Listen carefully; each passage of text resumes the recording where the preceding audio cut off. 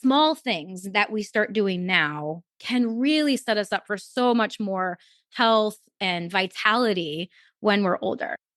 Welcome to the Live Unrestricted podcast, a show where you'll learn how to heal your relationship with food and your body so that you can focus your time and energy on more important things like your personal growth. I'm your host, Sabrina Magna, food freedom coach, and my mission is to help make your life happier and healthier without stress, overwhelm, or guilt about food. If you love the show, please do go out and share it. And if you're looking for support with your relationship with food, details about my programs are in the show notes. Thanks for spending time with me today. Now let's jump in. Okay, it's time we talk about something important. There is so much either misinformation or lack of information when it comes to what women go through when you're going through perimenopause and menopause, what's happening to your body and your hormones and all of the signs that you're experiencing in your body and how it can affect your life as a whole. Now, on top of that, there's the whole exercise and nutrition piece. Like when you are going through these changes in your life and that phase in your life, you're going to hear us talk about this more in detail, but it's very easy to fall into some of the very classic mistakes that women make in order to lose the menopause weight or to feel better in their bodies. And we want to talk about it because, especially when it comes to exercise, it is such a key pillar to your health, right? Your mental, your physical, your emotional health, to your longevity, being able to live disease-free for a long time and move your body and be around. And so this is something that is really near and dear to my heart because I love moving my body. And I know that there's a lot of barriers that people experience when it comes to being consistent with exercise and doing it in a way that is healthy and balanced, which, if you know my story, that definitely is not how I used to be.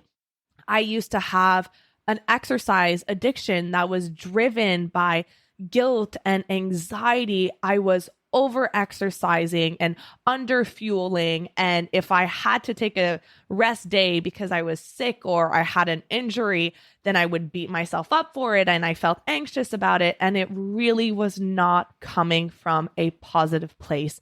And shifting my relationship with exercise has been truly life-changing. And I want to be able to offer that to you as well so that you can move your body in a way that is going to feel good and also it's going to benefit your life as a whole. So with that in mind, I'm so excited about the guest that we have with us today. We are joined by Dr. Angie Brown, and she's been a physical therapist for the past 17 years, and she's seen what happens to many women after menopause. The stress fractures, the loss of strength, the disabilities. And she also knows that it doesn't have to be this way. You don't have to just accept the quote unquote inevitable decline of aging. There's a better way to train to support your body, build muscle, improve your bone density and metabolic health, and live the active lifestyle that you want. And so she is going to bring you on this journey of really understanding what's going on in your body. What are some of the mistakes that you might be making if you're going through this stage of life and what to do about it instead. And then what I really love at the end of this episode is we talk about practical strategies to get started, because I know that when you are in that phase and there's so much going on in your life, and maybe you're not used to moving your body in a consistent way, and maybe even just the thought of establishing a consistent workout routine feels really dreadful or overwhelming or stressful for you right now. And I want to make it easy for you. So we're going to talk about practical things that you can get started on right away, like today, walking away from this podcast, implementing it into your life. That's going to be super realistic, doable, and actually enjoyable as well. So, without further ado, let's get into this conversation with Dr. Angie Brown. All right. So, Angie, thank you so much for being here. I'm really excited to have you because we talk a lot about your relationship with food here and nutrition and, that side of health and wellness. But when you look at what really makes someone physically, mentally, and emotionally their best, we can't go about it without talking about exercise. And when we look at the health and fitness world, and I'm sure that you're able to see kind of one side of it as well, that's not necessarily the healthiest and could have toxic recommendations and advice. It's easy to fall into that trap, especially when you're going through perimenopause or menopause and you notice your body shifting. So I'm excited to have you here and to really help those people find a way to move their bodies in a way that is optimal for their bodies and do it in a way that they enjoy. Yeah, absolutely. Thank you so much for having me. I'm excited to be here. So, can you start by telling our listeners a little bit about, like, I know it's always hard to condense it into a short story, but how you got into the work that you do now, and most importantly, I love the approach that you take for your clients. So, like, what made you move into this kind of approach? Yeah. So I am a physical therapist. I've been a physical therapist for over 17 years now. And I started out as an athlete. Like I know that you talk a lot about nutrition and our relationship with our bodies here. And so like if we want to go way back, I grew up playing all the sports. So like softball, basketball, volleyball. I was an athlete, but I never had a good relationship with my body. I always, thought I was overweight or thought I was fat and was like trying to restrict calories or all the fat free and all the things that we were told in the 90s that were supposed to help us to be healthy and lose weight. So I definitely had my own like personal journey with that, and I always knew that I wanted to help other people. And so I was kind of always drawn to medicine and helping other people, which kind of led me into physical therapy. And then when I got into physical therapy, I quickly started to see how broken our healthcare system was and how our healthcare system, at least here in the United States, and I think in a lot of places around the world, really focuses on reactive healthcare and disease care really. And I looked at, the people that were coming into my clinic with lots of chronic issues like arthritis and heart disease and diabetes and all of these different chronic health conditions. And I started putting some pieces together and making some connections saying like, you know what, like so many of these things could have been prevented with just a few lifestyle changes a little bit earlier in life. Like they didn't have to be this way. And so that's kind of what got me much more interested in the areas of wellness and nutrition and like how are we supposed to be moving our bodies, exercising, fueling ourselves to not only look good, but also perform well and feel good about our bodies and prevent some of these health conditions later in life.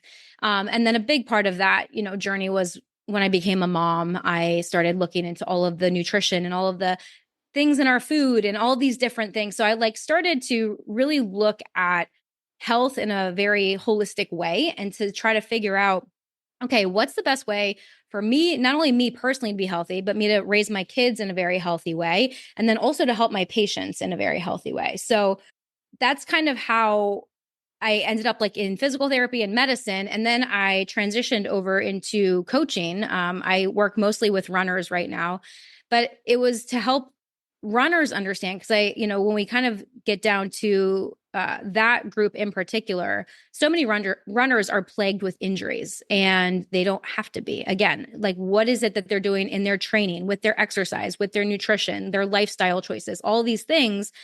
How can we prevent injuries and keep them running and doing what they want to do? Because running is such a good thing, right? Like they're doing something that they think is good for their body, something that they're trying to promote their health. And so it can be such a frustrating thing to not be able to do that. So that led me into where I am right now, which is the coaching business, where I'm taking, my 17 years of physical therapy experience and putting that into like a very 360-degree program to help runners, and specifically women runners in perimenopause and menopause, understand how to stay strong, run for as long as they want to run, and then live really the active lifestyle that they want to improve their health and longevity. Yeah, that's amazing. And I can so relate to that because I used to, I don't know if we talked about this, but I used to run half marathons.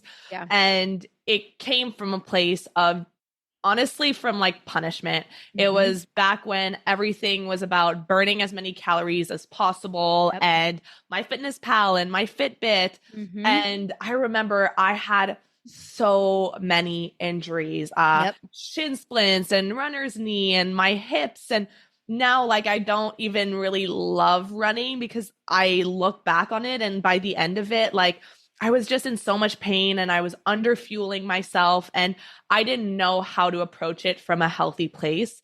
So the work that you're doing is so important because as you said, like running can be so therapeutic. It can feel so good, but when you're doing it from the wrong place or with the wrong intentions, then it can turn into something ugly. Yeah. And I think that there's a lot of people that get into it with good intentions, but they don't know enough. And they just kind of fall back on a lot of these myths and lies that we've been told, by diet culture, by society, by the healthcare system. And they think that they're doing the right thing. And it leads to more breakdown in the body. It leads to those injuries and those pains. And there's so many people that I talk to that say, like, they find out I'm a runner and they're like, oh, I wish I could do that. Like, I hate running, And I'm like, well, anybody can be a runner. Like, I truly believe that.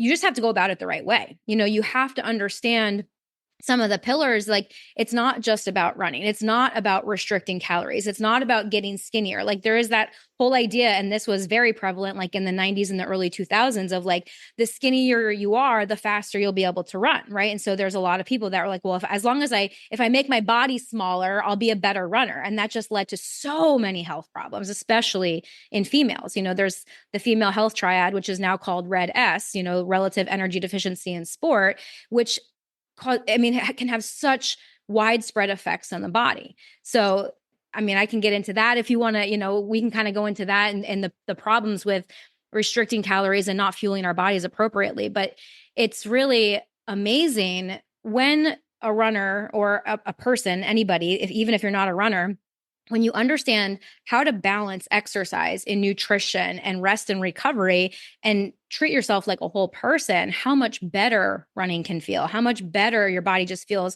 on a daily basis. You don't have to have all the aches and pains and the extreme fatigue and like all these problems that people have because they're just unknowingly sometimes. Sometimes it's unknowing and sometimes they're just like operating from the wrong information, thinking that they're doing the right thing when they're really not.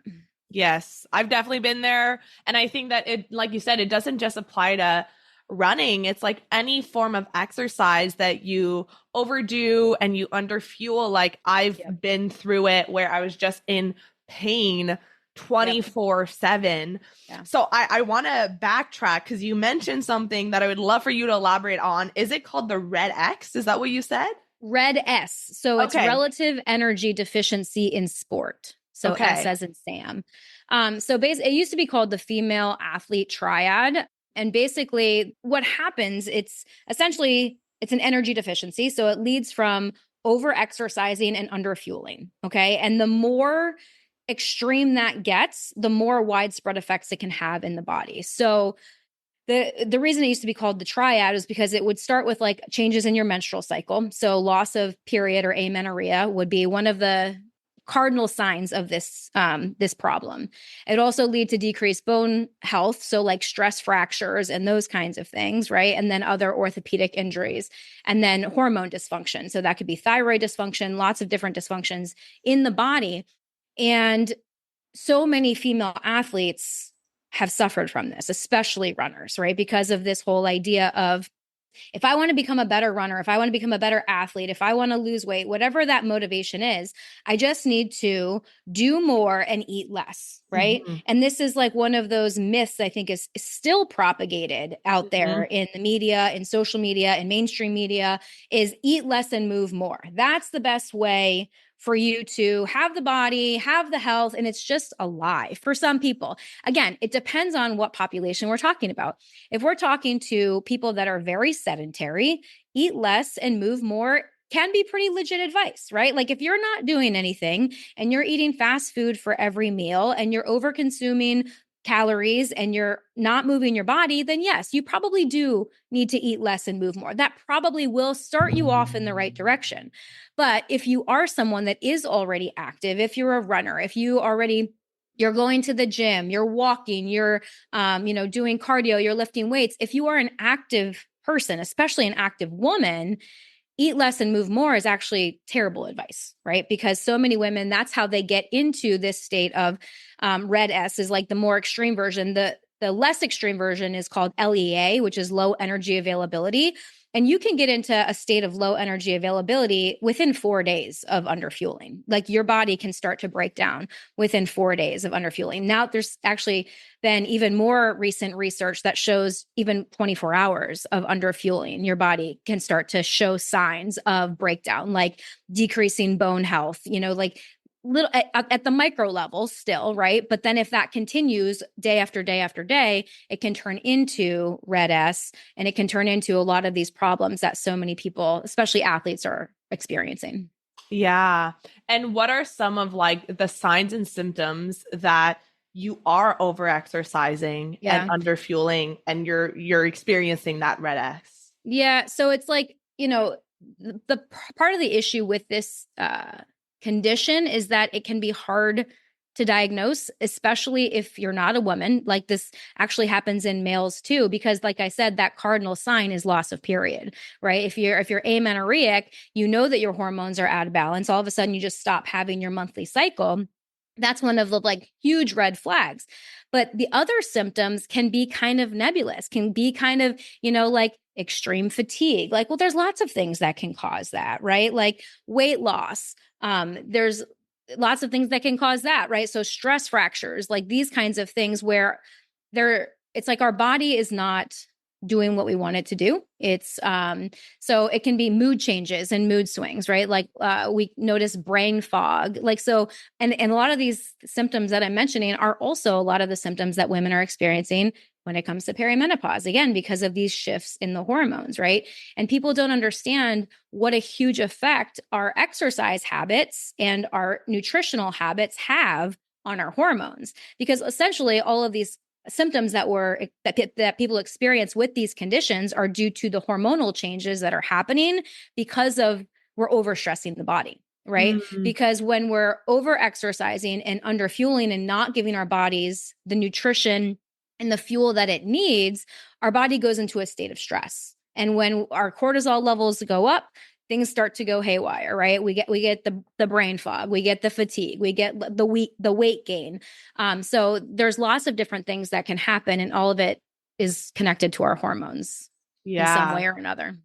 So let's talk about what happens during perimenopause and menopause to your hormones, and what are some of the biggest mistakes that you see women especially making when they get to that stage of life and they notice that their bodies are changing and they feel differently, and then there's like all of this obvious pressure from society. Like what are some of the biggest mistakes that people make and how does it affect them? Oh my goodness, there's so many. Because the thing about perimenopause and menopause, like, and the reason that I really started to dig into this area is because there's not a lot of information. Period. Right? Like, there's just not a lot of good information. There's not a lot of good research for this population, for women in perimenopause and menopause. Like when you look at the billions of dollars that are dedicated to research every year, it's only a small fraction that are actually spent on women's health, and then even a smaller fraction of that that's spent on perimenopause and menopause, like a very small fraction, because a lot of the research in women's health is on like the pregnancy population, right? Like the women in their fertile years and those kinds of things. So basically what's happening to our bodies in perimenopause is our hormones are starting to shift. And the main the main two hormones that we are really noticing that are shifting are estrogen and progesterone. So estrogen is kind of like the number one hormone that we look at in this time, those two hormones very much work together. They're very complementary toward each other. But as we start to near menopause, which is the end of our menstrual cycle, our estrogen levels are starting to decline. And I know that I never understood what a huge role estrogen plays in our body. And so I know for a fact that most women out there don't understand it, right? Because I am a woman and I am a woman that's 43 years old and I'm in the medical field and I Yeah. didn't know this stuff, right? So it's wild. Like estrogen has such widespread effects on the body, which makes perimenopause such an interesting phase of life and makes it so hard for people to understand what's going on because the symptoms are so widespread. So when we talk about like energy level in our bodies and those kinds of things, what we want to understand is that estrogen helps to regulate cortisol levels. So that's one of the things that estrogen does. So as estrogen declines, our cortisol levels are essentially less regulated. So cortisol tends to be higher. It tends to not have that natural rise and fall that we see. And like cortisol levels tend to stay elevated more frequently. Add on all the stress that we're experiencing in midlife, right? Like women in your 40s, like there's a lot going on, right? Like we've Yeah. got families and careers and like all the things going on. So then the stress, outside stress, is also raising those cortisol levels. So what estrogen also does is it helps to regulate insulin sensitivity and our blood sugar levels. So with estrogen declining, now again, our insulin sensitivity goes down, which is not what we want. So that means that our blood sugar levels are higher, which usually makes us more hungry and it makes our body more likely to hold on to weight, especially fat and especially belly fat, like around the abdomen area, that visceral fat. And that's the most dangerous kind of fat because it's around all of our internal organs. So that's a big part of like what's happening in perimenopause because estrogen is declining.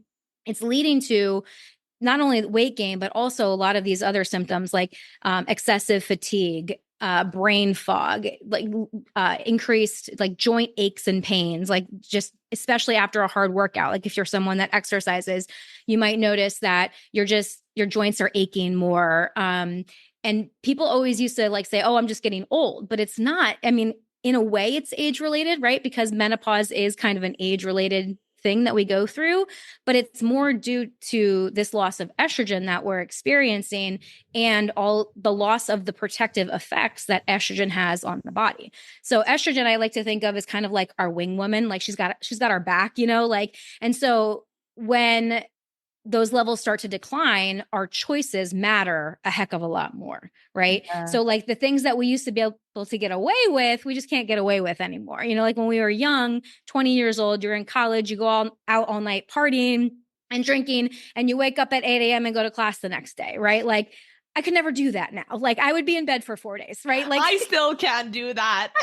I'm not going through menopause. right. But like our bodies just don't recover the same way because, again, estrogen is an anabolic hormone. So it helps our body build back and recover from those times that we're breaking our body down, right? Which exercise is one of those things. Exercise is an activity that breaks our body down. And it is during rest and recovery that our body builds back up stronger before. And now we don't have like the additional help from estrogen. So we've got to be much more mindful of our training choices and also our recovery choices and our nutrition choices to help our bodies build back stronger. Okay. So that was a long-winded answer to a short question. No, all of it is so important. And I'm like writing so many notes, chaotic notes down. Yeah. And what are some of the things that women are making during that phase in their life that could actually be making these things worse? I'm so glad you asked that because this is one of the things that I was talking about before that women are doing unknowingly, thinking that they're doing the right things, but are actually making the problem so much worse. And so the first one is, when you're working with somebody that thinks that exercise is the way to get stronger, to have the body that they want, and they're starting to see weight gain, they're starting to see, declines in performance. So for the runners that I work with, they're noticing that their paces are getting slower, or like their runs are just feeling harder. What do most women do? They tend to do more, right? They're like, well, clearly this isn't enough, right? Like clearly what I'm doing isn't working anymore. So I've got to do more. I've got to push myself harder. So they start adding more hours in the gym. They start adding more running, more cardio. They start pushing themselves harder during those workouts. And so they're really just breaking the body down because, again, exercise is a catabolic activity, which is breaking the body down. So they're just leading to more and more breakdown. They're skipping rest. They're not sleeping enough, right? And so they're not giving their body the recovery time that it needs to build back stronger than it was before. So the number one mistake that I see a lot of women making is overtraining. Okay. So training too much, specifically with cardio exercise. The second thing that I see is, going back to cardio is focusing just on cardio and not incorporating strength training. Okay. As women, and especially as women in perimenopause and menopause, we have to focus on building muscle because muscle is the organ of longevity. There's so many research studies that show that increased lean muscle mass actually improves longevity. It improves insulin sensitivity. It improves cortisol levels, like all these different things that I was talking about before. Building muscle is one of the ways that we can start to combat those changes, right? And so a lot of women are focusing just on cardio, just on burning calories, because it is true. Cardio burns more calories than strength training while you're doing the activity.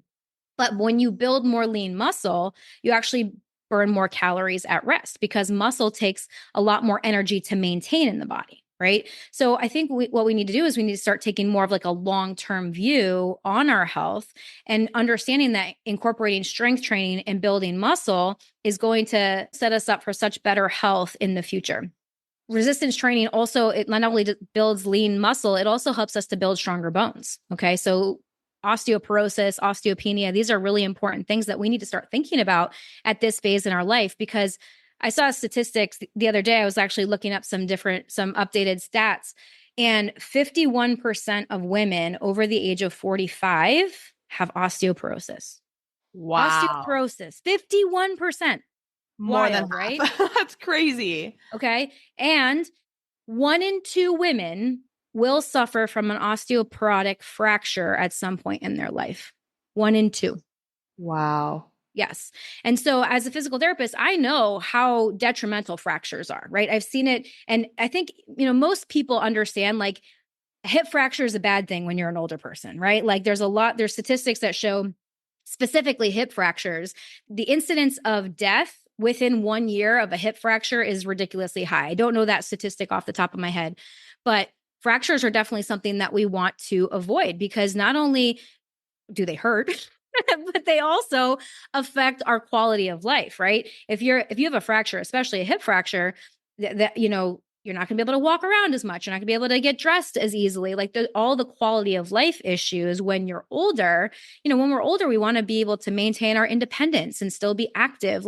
It's hard, I think, sometimes to help people see that when they're in their 30s and 40s, right? Because you're like, dude, I'm just trying to keep my kids alive. I'm trying to put dinner on the table every night. Like, I'm not thinking about my health at 75 and 80 years old, right? Like, I'll worry about that when I get there. But like, it really is something that small things that we start doing now can really set us up for so much more health and vitality when we're older.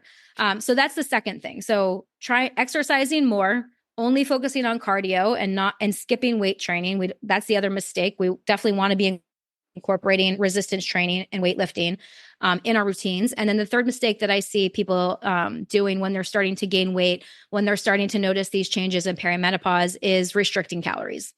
They think, okay, well, going back to eat more or eat less and move more, right? So this is the eat less part. So they're training more, but they're restricting calories on top of that. So they're overstressing their body and they're not giving their body the building blocks and the fuel that it needs to build that muscle, to build that bone, because it doesn't matter how good you are with your training. You could be doing all of the right things in your training. If you're not fueling your body after your training, it's all worthless, in my opinion, right? Like you're just breaking your body down and you're not building up and you're not reaping the benefits of that hard training.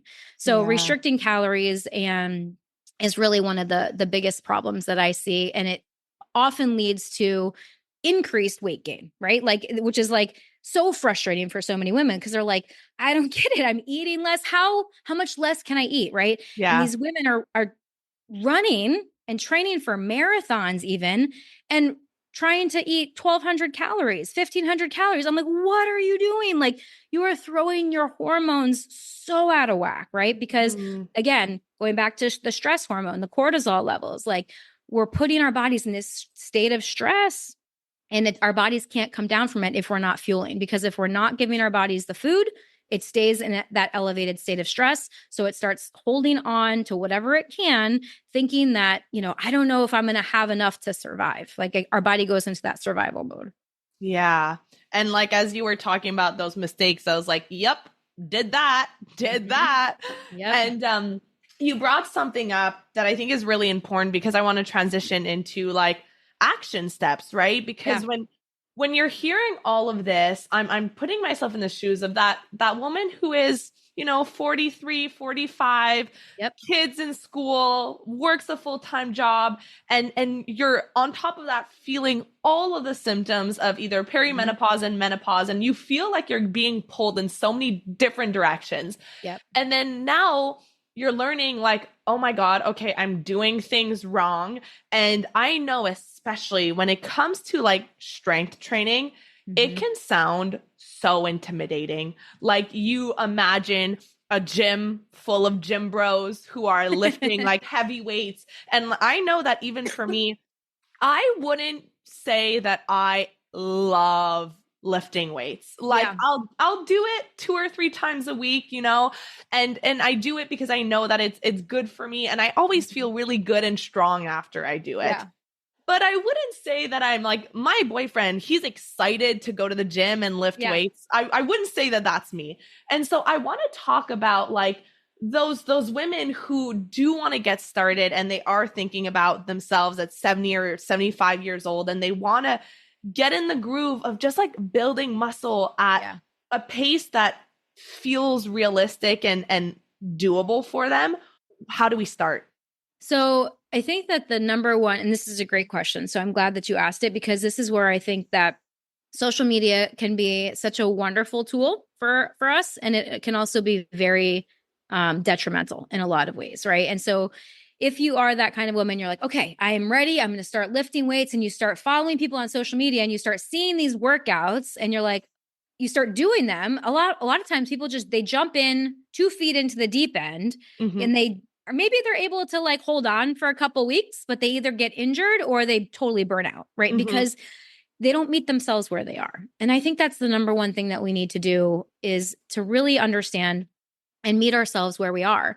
So I think that the first way that we need to do that is to start to change our focus and start to really understand our relationship with our body, right? If we are someone, if you are someone that focused on losing weight, focused on wanting to be skinny in the past, it's about really changing your focus to focus on strength over skinny, like strong, not skinny, right? Mm-hmm. Building more muscle and more bone and focusing on the body and the life that you want to have when you're 80. And Mm-hmm. if that's too far out, that's okay. Like you can focus on next year. Like, how do you want to feel next year at this time, right? Like if you're a 43-year-old woman and you've got teenagers and they're like, all over the place, you're running them around, you're trying to figure out how to feed everybody healthy, like, and you're just exhausted and burnt out. How do I want to feel 3 months from now, 6 months from now, a year from now, right? And what do I need to do? What are the small things that I need to start doing to help get me to that place?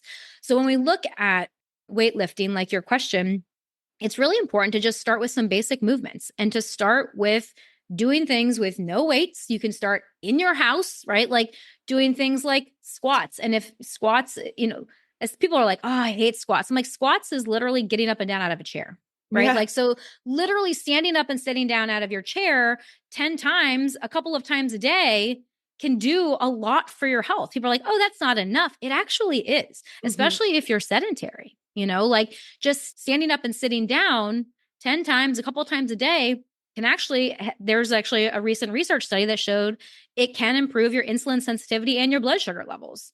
Mm. Wild, right? Like people think that they have to jump in and do an hour at the gym. They don't, like I always tell my runners, because I have a lot of runners like you that they love to run, but they hate strength training, right? Like they're like, oh, strength training. Why do I really have to do that? Can I just go for a run? And I'm like, well, yeah, you can, but like you're not going to get to where you want to be if that's the only thing you're doing. Like we have Mhm.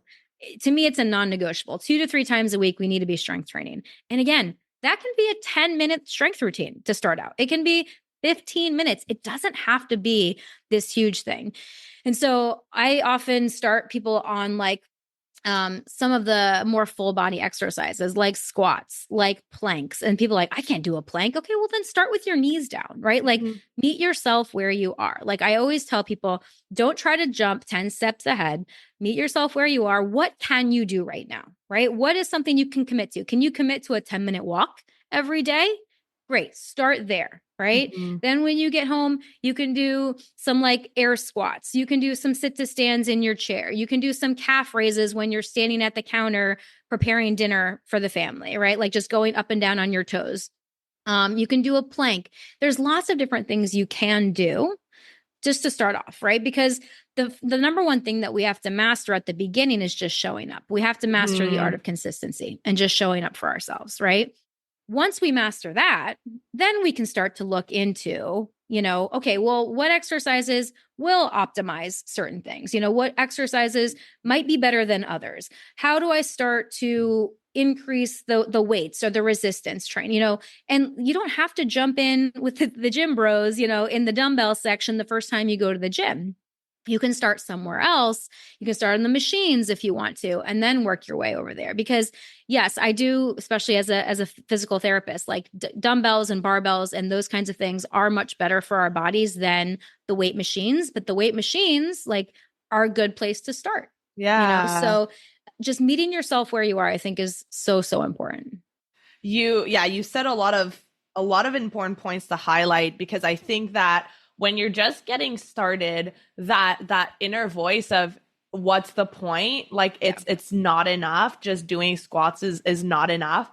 yeah. But it is. And I know for me, like one of the biggest things that helps me in terms of being consistent is number one, especially on those days where I don't feel like it, asking myself the question, how can I make this enjoyable? How can I find something about this that I'm going to look forward to? Mm-hmm. And sometimes that's going to be like, I'll save my favorite podcasts Mm-hmm. for those strength training days, because I'm like, ooh, okay, I don't love them, but I love Yes. listening to my podcast. Or like if there's a day where I'll just put the TV on and I'm like, this doesn't have to be a banger workout. I don't have to lift heavier than usual. I can even just like for me, setting the bar lower and being like, you know what? Just start with one exercise. Start with one exercise with light weights and then see where that takes you. Mm-hmm. And just getting started without the expectations and the pressure for it to quote unquote count or be enough. Like that's how I manage to stay consistent, enjoy it from time to time, and like build it up over time. Yeah, I think that's so important. And like, what you said there, it really makes me think about, behavior change and habit formation, which is Mm-hmm. really what we're going for here. When we're starting to look at making these changes, it's not only making the changes, but it's also sustaining those changes, right? Like, yes, we have to show up and we have to start them before we can sustain them, but like, how can we make this easier? How can we start to reduce the friction and reduce the number of obstacles in our way from starting or from pushing ourselves hard? Because it's true. We do, the squats and the things that I mentioned, that's a great place to start. But if we're really going to build lean muscle and bones, we are going to have to do some harder things. Like we are going to have to lift heavier weights. We are going to have to incorporate some jumping or some impact exercises. Those are really great ways that we can build bone and build muscle as well. So we are going to have to do harder things. But I think that so many times we try to jump into those hard things before establishing the consistency. And like nobody wants to do hard things all the time, Yeah. right? Nobody, right? So it's like if we're jumping way into the deep end before we even establish some of the stuff in the shallow end, that's what's setting us up for failure. That's what's setting people up for on the wagon and off the wagon. And oh, I've got to restart again. Oh, I'm back to square one. Oh, this, oh, that. We have to meet ourselves where we are, that's going to lead to the sustainable changes, making it easy. Like you said, like one of the things that you just mentioned is like, a habit formation technique of like rewarding yourself, right? Like saving, like it's called temptation bundling, where you take something that you want, which is like listening to your favorite podcast, and you're like, okay, I can only do this when I'm at the gym or when I'm working out or when I'm on my 10-minute walk or whatever it is, right? So you're putting something that you already want and you're linking that to a habit that you want to form and that you want to, cement into your daily routine. Yeah. So the last thing I would like to ask you is so you said like, you eventually you will build up to lifting heavier weights and to doing some jumping exercises, some impact. And I definitely see how when you're starting with like air squats or just getting up and down from a chair, like it's so easy to look at how far you have to go. And like that can be such a deterrent. And then you're doing it and you're like, oh my God, I don't know how I'm ever going to get quote unquote there. And I think that sometimes people aren't even sure what there is. And I don't 100%. even know that I know what there is because Right. I'm just at a point where I'm like, okay, well, I'm going to push myself in a way that doesn't create pain and doesn't hurt me, especially because I have scoliosis. I do have to be careful about not overexerting myself. So, like, what is the ultimate goal in terms of strength training for you to get to? I don't think there is one. I mean, that's the simple answer. Is like, I think that goal is different for everyone. I think that that's, one of the things that I do with my clients when they first come into our program is help them figure out what is their motivation? What is your why? What is it that's going to drive you? Like, is it being able to pick up your grandkids or sit down on the floor with your grandkids and, be that active grandparent that's running around and hiking with them and doing whatever the heck you want? Is it that you want to run your first marathon? Like, what is it for you? Because I think that I don't think that there is an end destination. I like people ask me all the time, like, what are you training for right now? And like right now, I don't have a race on the calendar. Like I'm very consistent with my running, with my strength training. I work out 6 days a week, every week, and I don't have to worry about being consistent with it. And people always think, well, I need to have a race on the calendar. I need to have this very specific goal, and that will be my motivation for being consistent. But what I love to tell people is that it's so much more important to focus on the process and not the outcome. So I very much focus on what kind of person do I want to be and what kind of life do I want to live. So if I know that when I'm 80, 85, 90 years old, I still want to be super active. Like I want to be the grandparent or even the great grandparent that's picking up my kids, that's outside playing with them, going for walks, going on hikes. Like that's what I want to be. Like I see some of these videos of these, women when they're 90 years old setting records, of masters like records on the track. And I always joke, I'm like, I'm not training for this Olympics. I'm training for like my 90-year-old Olympics, like I'm setting masters records when I'm 90, so I kind of hold that in my brain. But it's more of like, what kind of person do I want to be? Like, and so for me, I want to be a strong and healthy person. And the way that I define that, and it's different for everyone, the way that I define that is that I can go out and I can go run 5 miles without a problem. Like I can go to the gym, I can lift heavy weights, I can pick up I can't believe I'm saying this, but my kids are 12 and 15 and I can still pick both of them up, like Wow. I don't do it a lot, but just every now and then I'm like, come on, let me see if I can pick you up, and it's just fun. But like, I don't want my body to ever get in my way for something that I want to do. Right. So it's like, it's that sense of freedom because freedom is one of my core values. I don't ever want to feel limited by my own body. Yeah. So I'm going to do the things that I think are going to lead to that freedom, which is eating healthy and exercising and doing it in the way that I'm doing because I'm focused more on the process versus the outcome that I'm going to achieve. That's such a good perspective to take. And I know that for me, I'm dating someone who's a personal trainer. And last year I was like, you know what? Like I would always kind of just do weights in a way that I enjoyed, like what I felt like doing that day.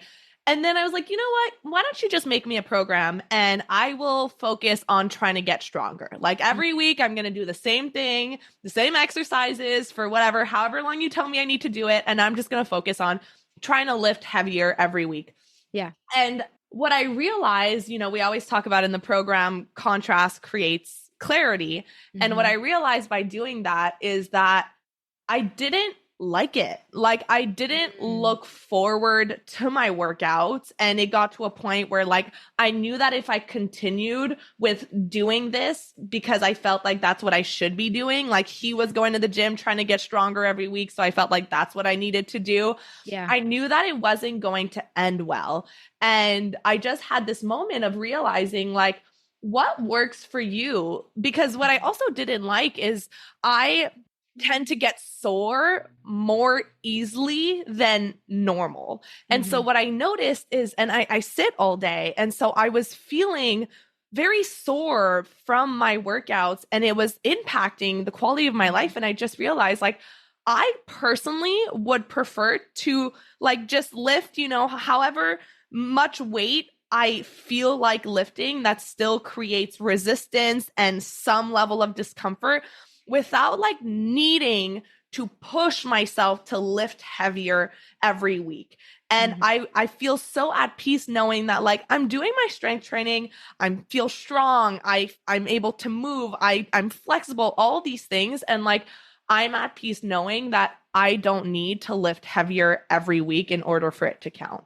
Yeah, absolutely. And that's why it's so important that you start to know yourself, right? And that you understand what is your goal for fitness and for health, right? Because there's a lot of people out there and this, that I see that are finding like workouts on YouTube or like the Peloton app or like all these apps and they're doing these random strength workouts, which are okay. But like if you're trying to build strength, it's important for your workouts to be structured in a certain way in a progressive fashion, right? Which is what you were describing before of like trying to lift heavier and do more each week.